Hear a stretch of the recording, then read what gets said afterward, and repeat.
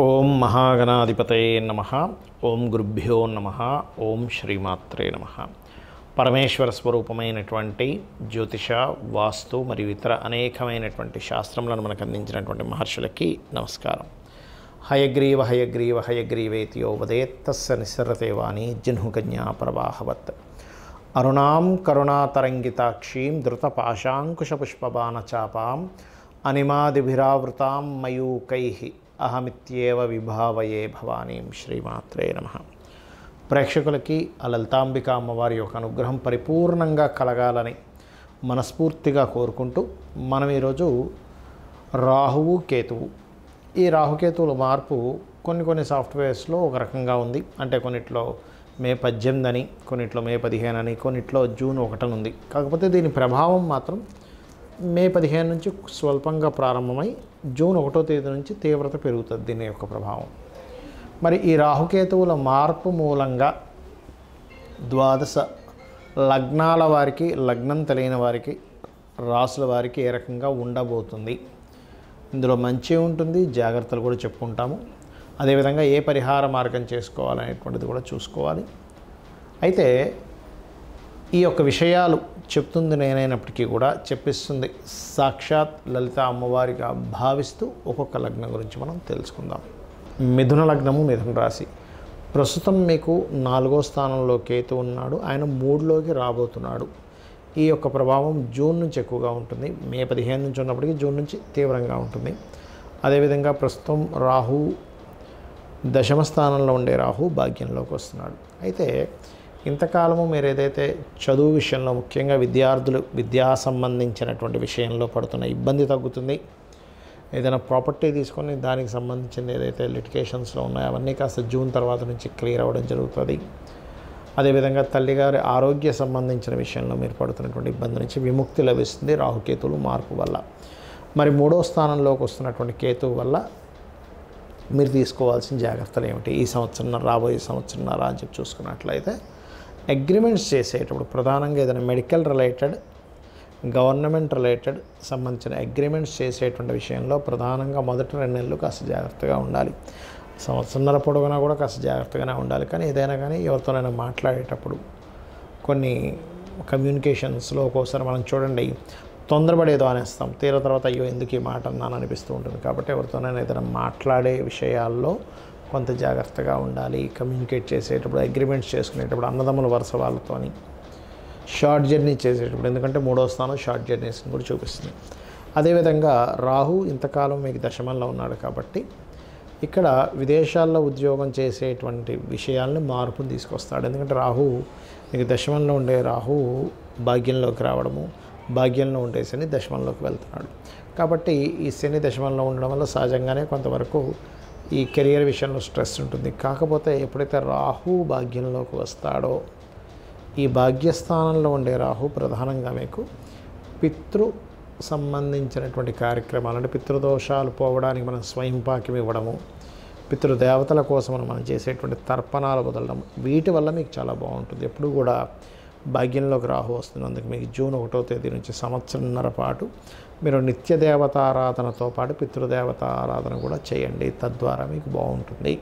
ఇక మీరు నిత్యము చేయవలసిన దేవతారాధన లలిత అమ్మవారి యొక్క ఆరాధన చేయండి. అన్ని విధాలా బాగుంటుంది. కాస్త విదేశాల్లో ఉండేటువంటి కొన్ని కంపెనీస్తో కొన్ని అంటే పెద్ద మొత్తంలో ధనం విదేశాల్లో ఉండే ఎన్ఆర్ఐస్ ద్వారా ఏదైనా కొంచెం పెద్ద మొత్తంలో ధనం రావడం, ఇటువంటివన్నీ కూడా సూచిస్తున్నాయి. ఈ రాహుకేతువుల యొక్క మార్పు మూలంగా దేశ గోచారం ఎలా ఉండబోతుంది మనం ఆల్రెడీ ఒక 40-45 రోజుల క్రితమే చెప్పుకున్నాం. అయ్యా కుజుడు కర్కాటక రాశిలో సంచరిస్తున్నాడు, నీచబడి ఉన్నాడు.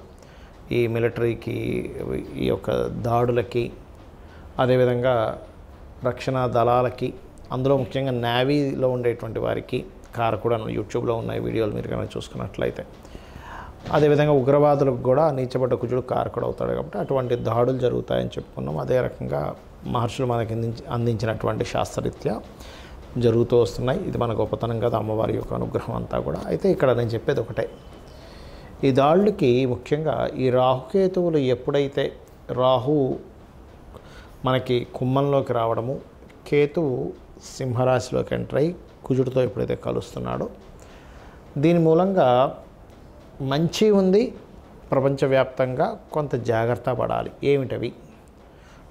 ఎప్పుడైనా కేతువు గనక కుజుడితో సంబంధం కలిగితే, అందులో ముఖ్యంగా సింహరాశి అనేటువంటిది ప్రార్థనా స్థానాలు, మరియు సింహరాశి అనేటువంటిది మెడిటేషను, సహజ పంచమ స్థానం కాబట్టి మనం ధ్యానం చేసుకునేటువంటి ప్రదేశంగా కూడా చెప్తూ ఉంటాం. కాబట్టి ధ్యాన ప్రదేశంగా కనుక మనం చూసుకున్నట్లయితే పర్టికులర్గా ఇక్కడ ఎప్పుడైతే మే 15 నుంచి ఈ కేతువు వస్తున్నాడో, అదేవిధంగా జూన్ నుంచి కాస్త కుజుడు కూడా కనెక్ట్ అవుతున్నాడో, ఇక్కడ ప్రధానంగా మనం చూసుకోవాల్సింది ప్రార్థనా మందిరాల మీద.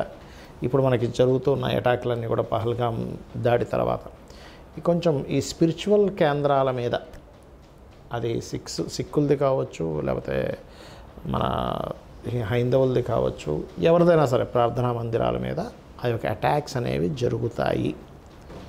ఒక్కొక్కసారి మన వాళ్ళు వేసేటువంటి అటాక్స్లో కూడా ముఖ్యంగా మనం గతంలో చెప్పుకున్నాం, పహల్గాం తర్వాత యుద్ధం కంటే కూడా ఎక్కువ అటాక్స్ జరుగుతాయి అనేటువంటిది.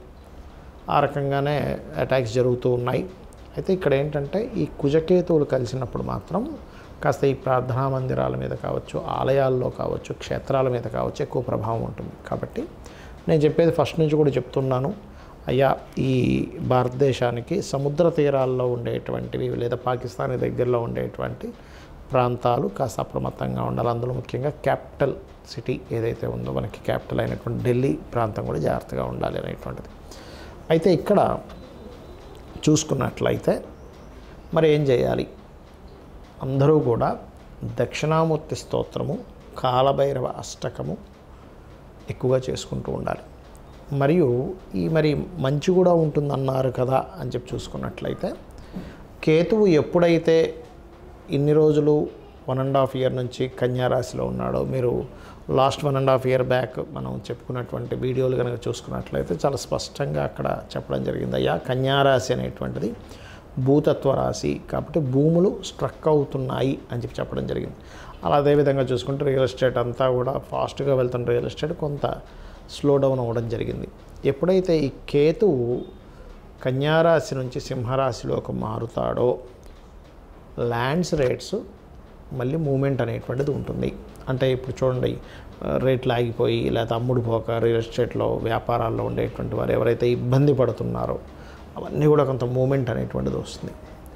అదేవిధంగా ఎప్పుడైతే ఈ రాహు కుంభంలోకి ఎంటర్ అవుతున్నాడో, సాఫ్ట్వేర్ రంగానికి ఒక రెవల్యూషన్ కూడా ఇస్తాడు రాహు. ఎందుకంటే కుంభరాశి అనేటువంటిది ఏదైతే ఉందో బిజినెస్ సైన్గా చెప్తూ ఉంటారు. ఆన్లైన్ త్రూగా పెరిగేటువంటి ఇంకా డిఫరెంట్గా ఏఐ కావచ్చు, ఇట్లాంటివన్నీ కూడా పెరుగుతాయి చెప్పాలంటే.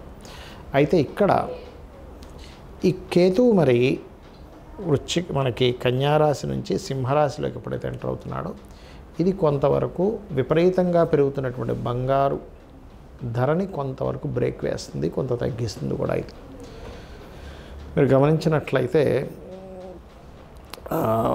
ఒక 3 సంవత్సరాల నుంచి దాదాపుగా 30, 35, 40 వేలు పెరిగిందండి. మీరు 1 monthలోనే 10,000 పెరిగింది గోల్డ్ రేట్. 90 దగ్గర ఉండేది 1 lakh దాకా వచ్చేసింది. అలాంటిది దానికి కొంత బ్రేక్ పడనుంది కేతువు సింహరాశిలోకి రావడం వల్ల. ఫ్లక్చువేషన్స్ వస్తాయి, సడన్గా అప్పుడే పెరిగినట్టే మళ్ళీ డామని కింద పడడం, ఇవి కూడా వస్తూ ఉంటాయి. కాబట్టి ఈ రాహుకేతువుల వల్ల మనకేంటంటే సూక్ష్మానికి కారకుడు రాహు, సూక్ష్మ సంబంధంగా జరిగేవి కొన్ని జరుగుతూ ఉంటాయి.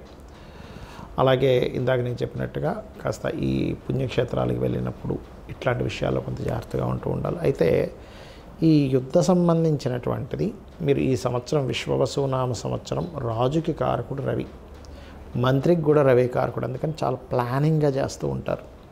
కాకపోతే సైన్యాధిపతి శని అయ్యాడు కాబట్టి ఏదో ఒక అటాక్ జరిగింది ఆగిపోయింది అన్నట్టుగా ఉండదు, ఇది కంటిన్యూ అవుతూ ఉంటుంది. ఎందుకంటే శని లాంగ్ టర్మ్ కారకుడు కాబట్టి మీన రాశిలో ఉన్నంత కాలము కూడా, అంటే ఒక 2-2.5 సంవత్సరాల పాటు, ఒక 2-3 నెలలు తీవ్రంగా ఉన్నప్పటికీ 2-2.5 సంవత్సరాల పాటు ఏమవుతుంటుందంటే అది సాగుతూ ఉండడం, మళ్ళీ అయిపోయింది కదా అనుకుంటే మళ్ళీ వాళ్ళు ఏదో అటాక్ చేయడం, మన వాళ్ళు తను తిప్పి కొట్టడం, ఇట్లాంటివి జరుగుతూ ఉంటాయి. కాబట్టి నేను చెప్పేది ఒకటే, అందరూ కూడా ఎవరెవరైతే సముద్ర తీర ప్రాంతాల్లో ఉంటారో, అంటే ఇటు సైడ్ పాకిస్తాన్ వైపు ఉండే సముద్ర తీర ప్రాంతం కావచ్చు, పాకిస్తాన్ దగ్గరలో ఉండే ఊళ్ళల్లో ఉండే వాళ్ళు కావచ్చు, లేకపోతే ఇటు సైడ్ ఈ వైజాగ్ వెస్ట్ బెంగాల్ లేనట్లు ఒరిస్సా ప్రాంతాల్లో ఉండేటువంటి వారు కావచ్చు, ఢిల్లీ ప్రాంతాల్లో ఉండేటువంటి వారు కావచ్చు, ప్రధానంగా జాగ్రత్తగా ఉండాలి.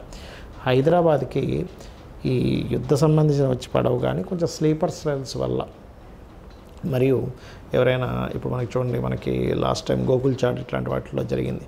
అలా కాస్త జనాలు ఎక్కువగా తిరిగేటువంటి ప్రదేశాల్లో కొంత జాగ్రత్తగా ఉంటూ కాలభైరవ అష్టకము మరియు అదేవిధంగా దక్షిణామూర్తి స్తోత్రం కనుక మీరు పఠనం చేసుకున్నట్లయితే అన్ని విధాలా మీకు బాగుంటుంది. శ్రీమాత్రే నమః.